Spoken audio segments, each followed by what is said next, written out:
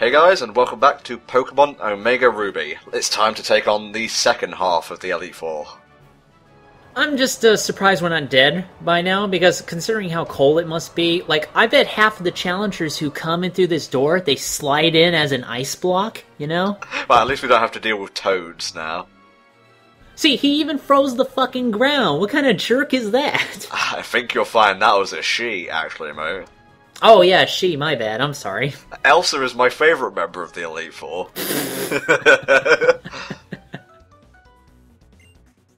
You know, I had an idea once for a character who was related to Frieza, who was named Glacia, because I was always wondering how they did girls in his crazy race. I don't even think, like, the new Dragon Ball game is going to cover that. I'm like, you're just leaving so many questions and so many fan theories unanswered here.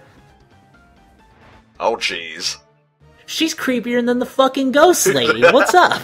She looks like a lot more motherly in this one. I think it's the poofy dress. Yeah, she's got that sort of, you know, royal, regal kind of thing, but I did not like her expression back there. I think we need to recruit Phoebe and her stand for this. Alright, the ice type. You're going to want to bring in fire.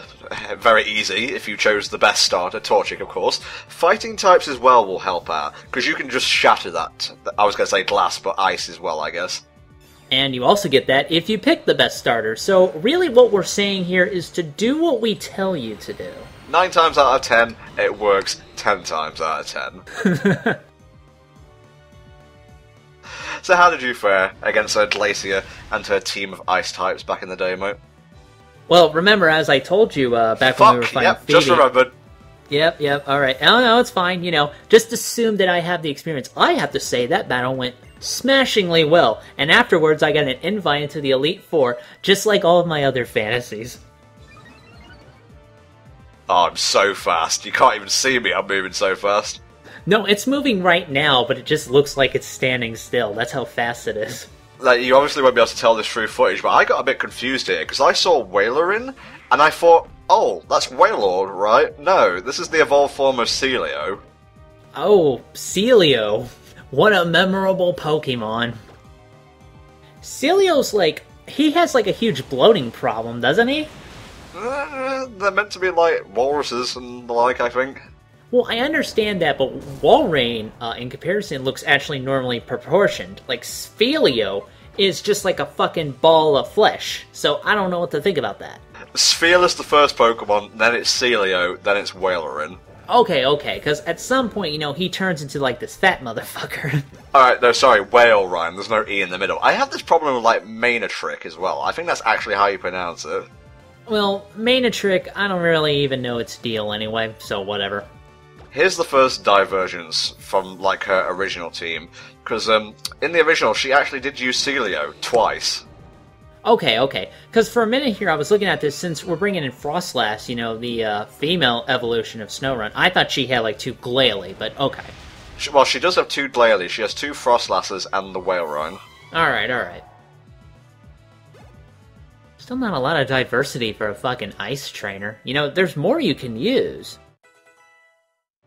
Ah, it tells me here, in Bulbapedia actually, bulbapedia.net, which Pokemon will Mega Evolve, and it's a Mega Glalie for Glacia. I'm trying to remember, I think I saw a picture of Mega Glalie, I don't exactly remember off the top of my head. If you played the demo, they actually give you a Glalie with a Mega Stone, I believe, and here's what happens. The energy bursts out of Glalie's mouth and shatters its jaw, so it can never close its mouth. Oh yeah, I remember that one now. I took a picture of that and I chopped off the top and I put it on a daisy from Mario and then it said, "Hi, I'm Glalie," and I put that on Twitter. And I really think you guys needed to know about that. It's like Waka Waka, I'm Pac-Man now. I'm so fast, I'm not even here right now. I'm back up in fucking Kanto getting some burgers. Don't follow with your eyes, follow with your key. I like how they zoom in on Glalie, like, really intensely, like, I'm gonna fuck this guy up. I'm killing him. I'm gonna kill this guy. It must suck to be a Pokemon cursed with eternal buck teeth. This is me. This is my spirit animal. This is my stand. I'm always nerdy, guys. Did I do that? Oh my god, it had an actual mouth there. I'm kind of surprised, because we rarely see that on Glalie. Well, you will with Mega Glalie, so don't you worry. Yeah, the mouth kind of takes over, doesn't it? Like, this is the mouth's time to shine. The eyes have had their day. Oh my god, we beat her. I wasn't even paying attention, honestly. Yeah, these commentaries tend to gloss over the battles a lot these days, don't they? Sydney and Glacier, honestly, are the easiest members of the Elite Four. It's always the Ghost type and the Dragon type I struggle with for some reason. Well, I mean, Ghost and Dragon, they were originally supposed to be OP, like, back in the first generation, weren't they? Well, the Ghosts in the first gen had the problem of also being part Poison type, so you could very easily exploit their weakness with Psychic. That's true, yeah, but, you know, even then, Dragons were always kind of the deal breaker, even though Lance had, like, 2 or 3 fucking Dragonites, because, you know, that's a diverse team, right? Ah, kiss my ass, you OP Pokemon using piece of shit. I don't know if that was directed to Lance or me, because he seemed very disgusted. I was so angry back there, I was serpentining. Well, if you froze in the earlier room, don't worry, you will be melting to death in here. I swear this was like a set piece in the castle in Resident Evil 4. I like how the Hoenn news networks, like, this is cool, they're actually kind of giving you messages of encouragement. I love final bosses where, you know, like, you're pushed to the wall, you can't go any further, but then you hear all this encouragement, and then you just, like, power up and go, like, fucking super, and you just take that guy's fucking ass down. Those are the best final bosses, by the way. You're a big fan of the Paper Mario final bosses, is what you're trying to say. My favorite final boss is the one from Okami, but the Paper Mario Thousand Year Door one, that's a close second. Shouldn't you have led the water gym? I'm starting to think about this now. No. He's a sailor. He was out at sea and must have encountered dragons, and Ash actually fought this guy in the Hoenn arc. Really? Yeah. Did he fight any of the other Elite Four? I remember he fought Lorelei, who was called Prima for some reason. No, I mean, like, in terms of, you know, Gen 3. Did he fight any of the other Gen 3 Elite Fours? None are coming to mind. Still Drake, he's got a cool design. I like how he focuses on dragons. He's still using Altaria. I don't know why, but whatever. No, not good enough. How is this thing a dragon? How is this thing a pineapple? Come on. Yeah, I guess. We're just gonna Blizzard spam most of his Pokemon to death.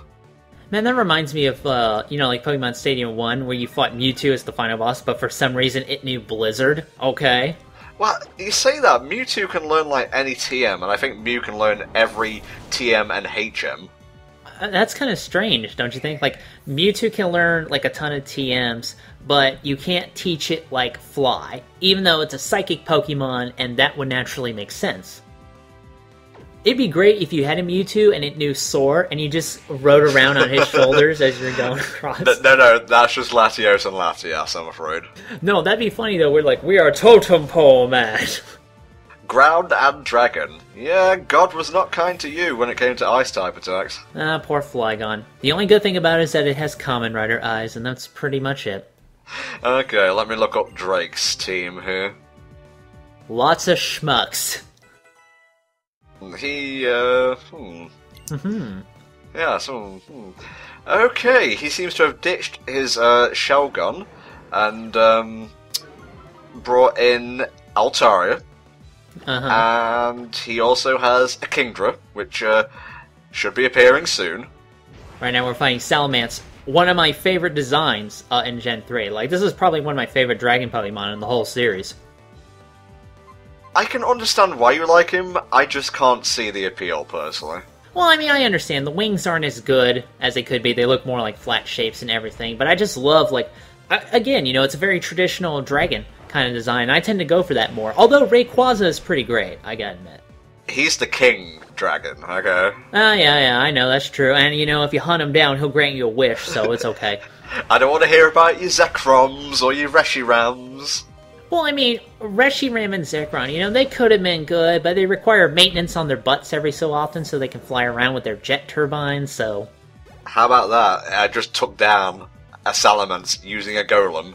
That is pretty impressive, I gotta say. Don't forget, this thing is part dragon, so we're just gonna use Mega Metagross and take this thing out. It is kind of strange that you're using a Pokeball, a round object, to capture another round object, a Golem, and put them inside. So it's just like balls running around in balls. Well, interesting you say that, because I've never actually seen a wild golem. I've seen wild grapplers. Well, but grapplers have to be traded, remember? So a golem doesn't have any friends it can trade itself with. Maybe that's why I've never seen a wild golem, then. I love how he just turns himself into a battering ram for that attack. It's kind of great. Oh no, my speed was lowered in a turn-based battle. Ugh. Oh no, my fists are going to kill you even more slowly.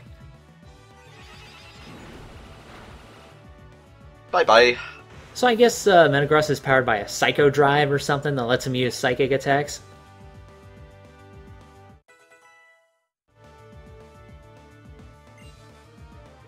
Ziggy, now it's not the time. We're kind of almost beating the game here.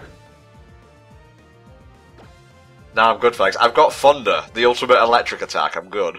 Yeah, Ziggy, we're gonna keep booking you that way, if you don't mind. You know, you don't need anything else. Mega Metagross go night-night now.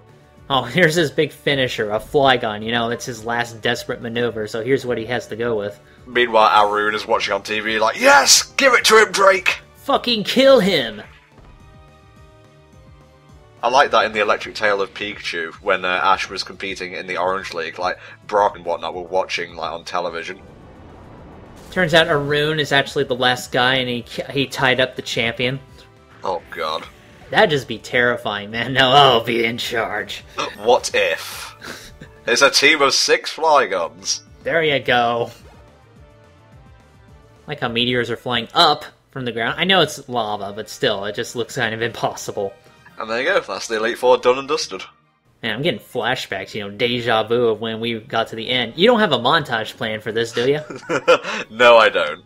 Oh, well, because we can't post that music anymore on YouTube, can we? No. Okay, guys, I guess we shall see you next time, where we complete the main game of Pokemon Omega Ruby, so we shall see you then.